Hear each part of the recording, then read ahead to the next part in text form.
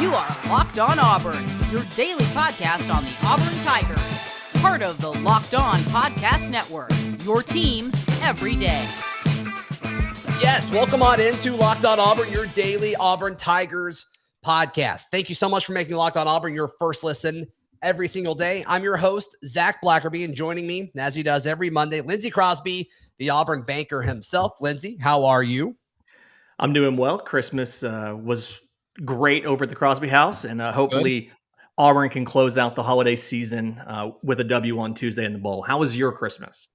It was great. It was fantastic. And Auburn should be feeling pretty good about themselves. They got a huge gift, a huge present from Santa Claus himself when Jayson Jones, the former Oregon defensive tackle, committed to the Tigers on Christmas Eve. Look, a year ago on Christmas Eve, Auburn fans got Bryan Harsin with a really awesome press conference that blew a lot of people away.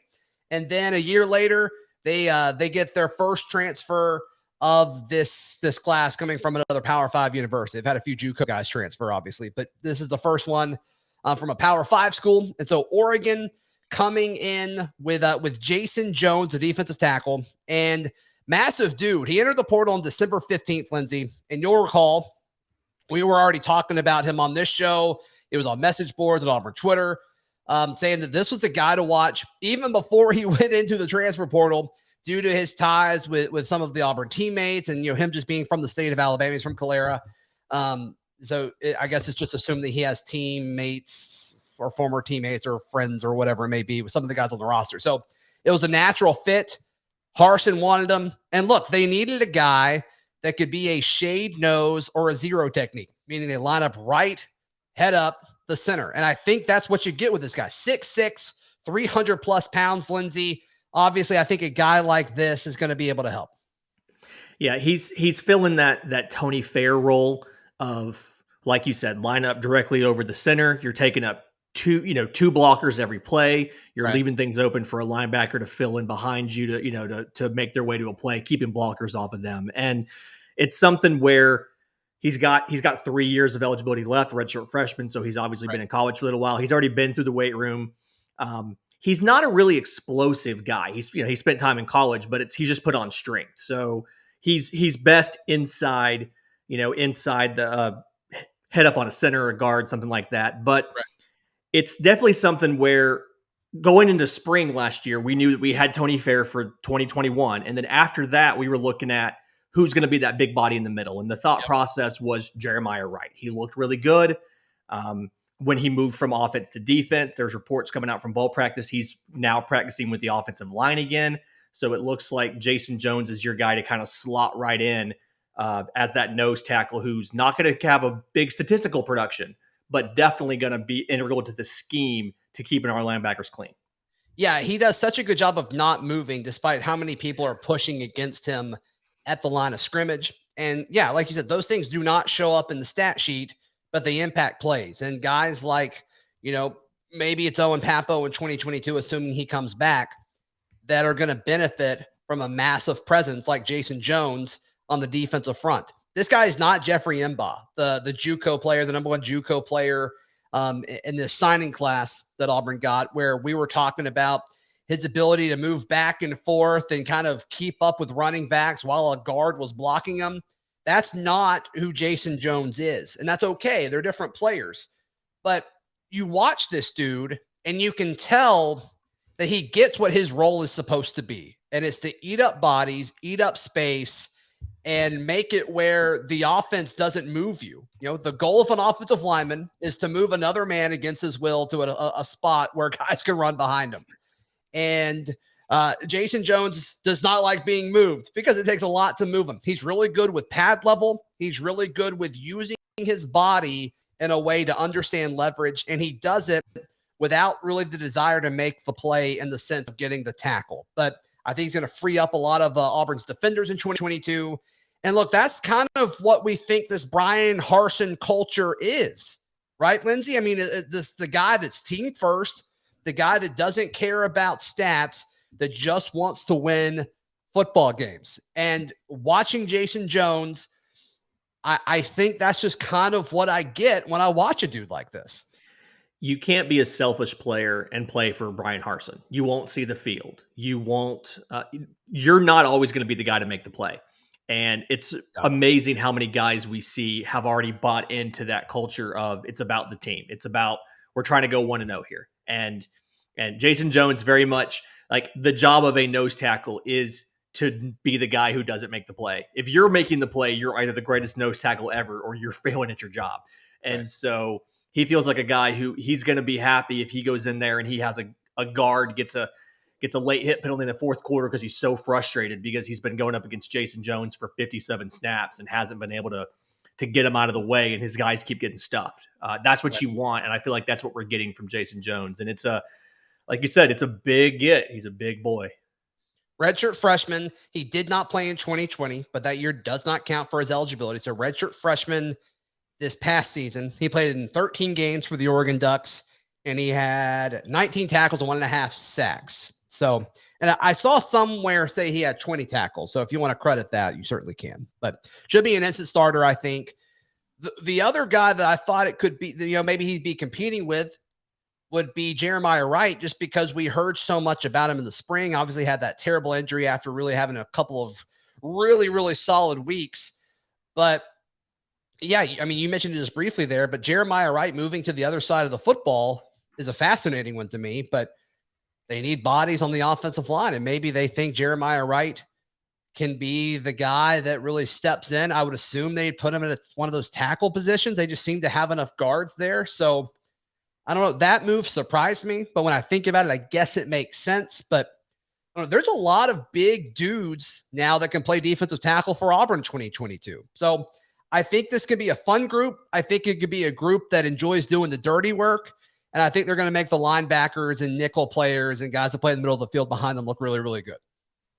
Yeah, some of that NIL money definitely goes to your defensive line. If you're a linebacker, you take care of your nose tackle. This man's getting his dinners paid for. This man's well fed while he's at Auburn because you need him. And the Jeremiah Wright thing is really interesting. I'm going to go ahead and call it the Gus Malzahn special because we saw that quite a bit towards the end of his tenure where he moved a defensive lineman to offense just to have bodies. I think he played both ways in high school, so it's not like he's brand new to it, but it definitely feels like it's very much we don't have enough guys to fill out a 2 deep or a 3 deep, and we need somebody over there who has the athletic profile to eventually start if the worst case scenario happens. So right. I get it. You hate to see it because he was so impressive during the spring, but at the same time, if you're going to take a player away from any position, it's probably something like the defensive line where we have so many players who look like they can be really good. Yeah, and I'm sure that's a sales pitch because you got to think Jeremiah Wright has spent the last 8 months recovering from this injury thinking, man, I was so close. I was probably going to be the starter. I had a really good shot to contributing to this defense.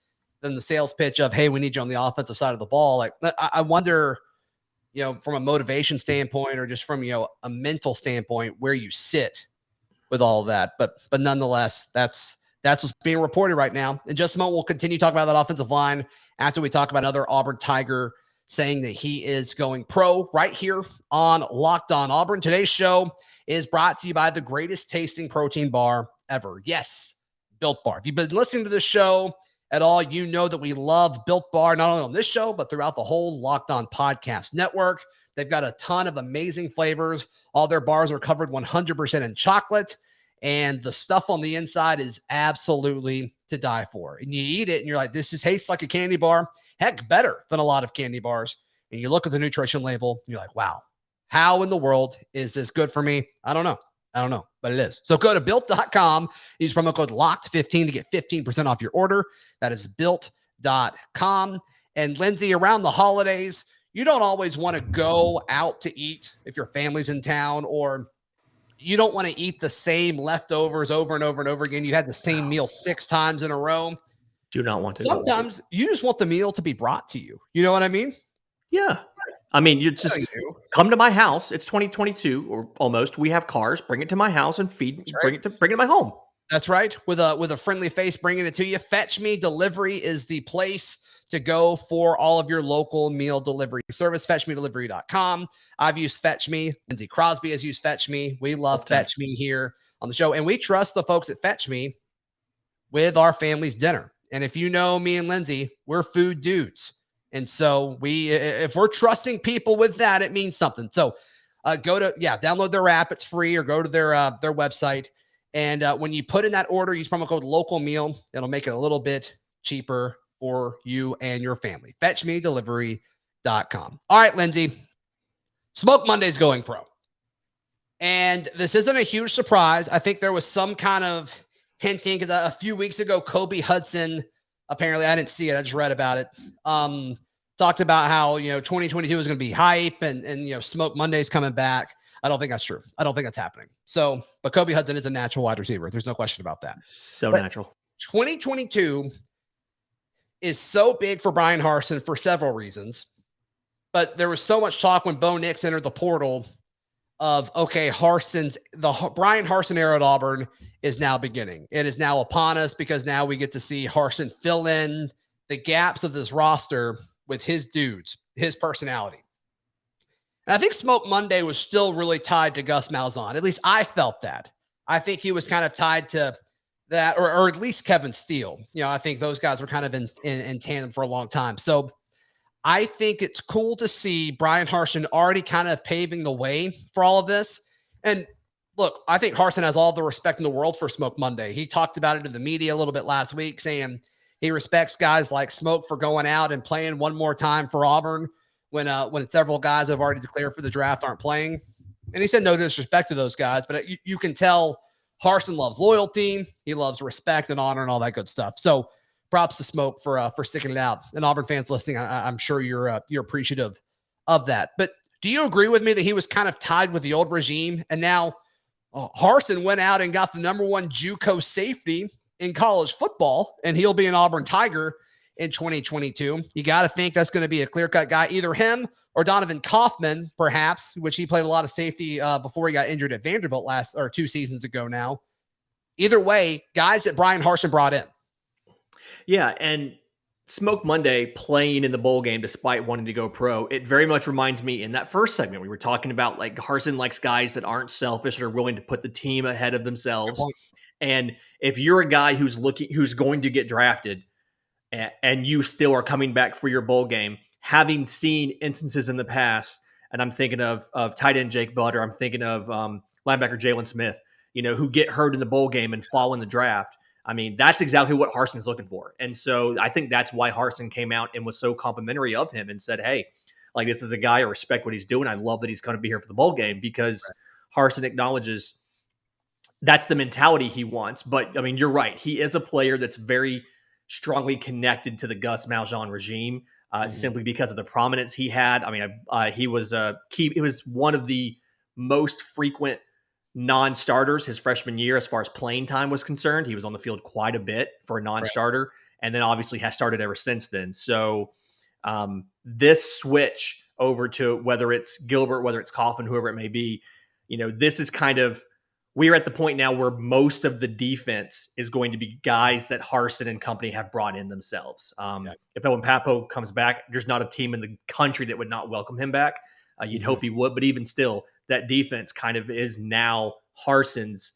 And then the offense, when you're picking a new quarterback, the offense now is going to be Harsin's offense, no matter who's behind center, simply because it's going to be a guy one way or the other that either he brought to Auburn or he chose to be the quarterback himself.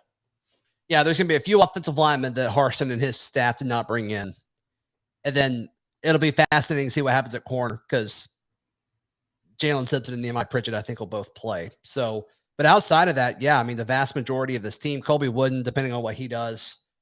But yeah, which is just amazing to think about how quick roster turnover is in college football now. Like, that is crazy. You're going into your not your second season is done. You're going into your second season, and most of the guys are your guys. Like, that is wild to me. This was a stat that came up around LSU week, but whenever broadcasts talk about how, like, this team hasn't won, at this place and however long, I'm like, none of these guys were here. It doesn't matter. None of that matters. None of these guys were here. The coach wasn't here. It's complete. It just happens to be the jersey is the only thing that you're talking about. And so just thinking about where Harsin is, like, you think he had known 1 year ago that he would be replacing 2/3 of his team. Like it's just wild to me. I can't believe that's where we are, but that's where we are. And the offensive line is the big one. You didn't know who Jayson Jones was 2 years ago. You know what I mean? Like that's just it's a super interesting thing. But I think he's working. I think he's working it. I think he's adapting, and I think it's what Auburn fans want to see. Let's talk for a second about the offensive line. We touched on it briefly a few times already today, but no action on the offensive line front from a personnel standpoint yet. Damari Alston, who's kind of been the spokesman of this 2022 class, sounds like he's been an excellent recruiter for the Auburn Tigers. He tweeted out, offensive lineman's coming soon, or I think he actually said OL coming soon, which we can assume is that, but that's something to be excited about. But for the bowl game, Lindsay, Harsin talked about being excited to see, it's essentially a brand new offensive line. I think he's excited to see what these guys can do. And I don't think it's coach speak. I think he is going into that offensive line room, sitting down with them, looking each one of these dudes in the eyes and saying, hey, all five of you, I'm making sure all five of them have eligibility next year. I think Brandon Council has eligibility next year. He has a super senior year. I think he does. Yeah. So he's looking at all five of these guys. It's like, if you come back, you have a chance to start. Go out on Tuesday and work your tail off, and you can be a starter for an SEC team in 2022. And the projected starters right now, Lindsay, and if you think I'm out of line on any of these, please let me know. But from left to right, left tackle, I think it'll be Austin Troxell. At left guard, I think it'll be Brandon Council. This is a Brandon Council podcast. I haven't said that in a minute. At center, it'll be Jalil Irvin. Remember, Nick Brahms is out for 8 weeks with a minor surgery on his knee. At right guard, Keandre Jones. And then at right tackle, Killian Zaire. I think that's your starters going into Tuesday. But yeah, what are your thoughts on how this group can perform against the Houston Cougars? So Houston's well regarded as far as like the statistics of where their line is. So this is going to be, they're a group of 5 team, but they're one of the better ones. This is going to be a challenge for this offensive line. And I think a big part of it's what you just touched on is most of these guys have not started this year, or none of them have been in this combination. And so much of offensive line play is chemistry. So much of it is knowing what the guy next to you and the guy on the other side of you is going to do on any given play. You can't react to this guy without knowing that the guy on your left is going to hold this gap, that kind of stuff. So they have a chance to go out and impress. They have a chance to become the front runner to start at that position next year. And I feel like one part of me is I'm really excited about the prospect of getting to see new players in positions we haven't seen yet and in new combinations, and just wondering what could be when I watch the game on Tuesday. And then the other part of me is thinking, if we don't win this game, we have a losing record. And so we can't afford to spend too much time experimenting because we have to win. And so I'm torn between two extremes. And I imagine that this coaching staff has that same feeling times 100, because obviously they don't want to have a losing record in year one. But yeah, I think either way, these guys are in great position to become the leaders of the pack to start at those positions. I'm especially interested in Jalil Irvin at center, simply because Nick Brahms does have eligibility. He could come back for a super senior year next year. And if Jalil Irvin goes out there and has a really great showing on Tuesday at center, that's going to make a really interesting conversation going into spring. Yeah. Harsin needs to do everything he can to get the guys that can come back to come back, because is Nick Brahms great? No. But man, I think he's better than everything else behind him. And maybe I'm wrong. Maybe Jalil Irvin will be great. And that, like you said, is why it's important. But man, he needs to be recruiting those guys hard. Whatever they told Tate Bigsby, if you're able to, tell those guys as well. Hey, today's show brought to you by BetOnline. BetOnline has you covered this holiday season. Sure, Christmas is behind us, but man, the new year is coming in just a few days, and BetOnline will have you covered every step of the way as it remains your number one spot for all the sports action this season. Head to betonline.ag to sign up for a free account today. And when you make your first deposit, use promo code LOCKEDON to receive that 50% welcome bonus on your first deposit. betonline.ag, where the game starts. Lindsay, Crosby, I want to spend the final few minutes of today's show talking about what most Auburn fans care the most about with what's happening Tuesday. It is not the bowl game. It is what is happening in Auburn Arena, as the Auburn basketball team starts conference play and they host the LSU Tigers, the undefeated LSU Tigers. And Lindsay, I did an article for auburnwire.com about this, but I went to the 4 or 5 biggest ticketing sites. And there's a few where you can buy standing room only seating for about $185. And that's before taxes and fees and stuff. Or you can get an actual seat. And I couldn't find one for like less than $500. And that is crazy. That felt weird saying. So a couple things. One, this is not a Will Wade podcast. Me and all my homies hate Will Wade. You said it, not me. Thank you. 2, Bruce predicted this. When Bruce got here, he said, if you are not on the season ticket list, go ahead and get on there now because there is going to be a waiting list. We are going to sell out. And he was correct. This is, I believe LSU is still undefeated. They are one of like 6 or 8 college teams that are undefeated right now. Yeah, they're like number 2 in net, I think. I mean, this is a good basketball team. So they get to hold on. They get to hold on to that until Tuesday. Tuesday night, that's going away. But this is a big game. I mean, there's no bigger way to start conference play than with one of the arguably right now best teams in the entire country. Right. And like, how amazing is it for us to say that, like, yeah, it's going to cost you $500 to go watch a game at Auburn Arena because that's how popular Auburn basketball is, and that's how good the program has been on a consistent basis for a number of years. I mean, us 8 years ago, would have never believed this was happening. No way. Is this the most expensive ticket ever in Auburn Arena? It has to be. I mean, you think about the moments early on in Bruce's tenure, like when we stormed the court against Kentucky. Like, obviously that was cool and all, but I doubt it was sold out. I doubt that game was sold out. And I'm just trying to think of another game in the Bruce Pearl era that has had this much energy around. I mean, for the last 3 weeks, I have seen people asking around for tickets on social media and such. And I've never noticed that before. Week of, sure. A few days out, sure. Day of, absolutely. But I mean, for like the last 3 or 4 weeks, I've seen people like looking for Auburn LSU tickets. And I can't think of a bigger game that's happened in Auburn Arena other than what's going to happen Tuesday night. Yeah. Going back and looking on Auburn's official site, looking everywhere else about like Auburn's most biggest basketball games in the last 100 years. There's nothing that I can think of that's anywhere close to what this game is on Tuesday. And can Auburn win the SEC after losing to LSU? They can. Yeah. What you're going for here, this team is talented enough where the question is not, are we making the SEC tournament? Because we're doing that. The question is, can we win enough and can we get over the top teams like LSU where we can get that coveted double bye? Because I think it was either 3 years ago. It was that memorable thing where the Auburn played 4 games in 4 days in the SEC tournament. And at the end of the 4th day, I mean, these guys were sucking wind. They were gassed. And they didn't win, but they put up a valiant effort. And it's something where this team has the talent to win the SEC.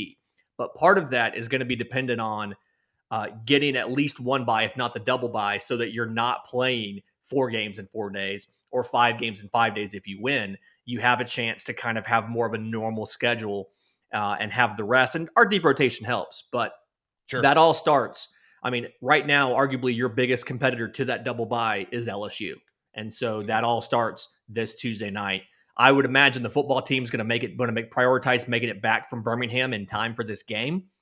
I expect Auburn Arena to be loud and crazy, and it's going to be a great time. If you don't have tickets, hate it for you. Yeah, if you don't have tickets, you're not getting tickets unless you're going to spend several $100s. It's crazy to me. As somebody who went to the World Series, these tickets are more expensive than World Series tickets, which is blowing my mind. Yeah, we had great seats too. Although, okay, correction. Third-party tickets for this game are more than we paid retail for World Series tickets. Third-party tickets for the World Series were over $1,000. So I'll clarify that. But this is this is Auburn's version of a World Series game, pretty much. That's how the pricing is for this. And this is a regular season matchup. You just wanted to remind people. I know what you're doing. You just wanted to remind people that you went to the World Series and that the Atlanta Braves are World Series champs. I'm a baseball guy through and through. And just want to make sure folks knew that my Christmas gift was the Braves winning the World Series. Braves are World Series champions, and no one can take that away from me. That's true. That is absolutely true. No, hopefully, folks, it's going to be a fun Tuesday. It's going to be a really fun Tuesday. I'm going up to the Birmingham Bowl, and then shortly after, I will be driving back because I want to get back in time for Auburn LSU. So I bet a lot of people do that. And so it's going to be a lot of fun. It'll be a lot of fun for sure. So hopefully everyone has a good Tuesday. But we got one more show to record before then, as Charlie Tuesday will be tomorrow. Lindsay, what else going on in your world? You want to tease anything coming up? Yeah, I mentioned I'm a baseball guy, and starting soon, we're going to be on the Locked On Podcast Network with a baseball-themed podcast. I'll give more details next week as we get closer to the date of that. But I'll be joining the network. Zac has converted me, and we'll be talking baseball every day. But in the meantime, you can find me on social media at Auburn Banker. You can hear me 7 to 9 Monday through Friday on NewsTalk WANI, and check out my merch at aushirts.com. aushirts.com, folks. Actually, right after we get done recording this, there's a shirt idea that I'm going to pitch to Lindsay. So stay tuned to that. Hey, we'll be back tomorrow right here on Locked On Auburn.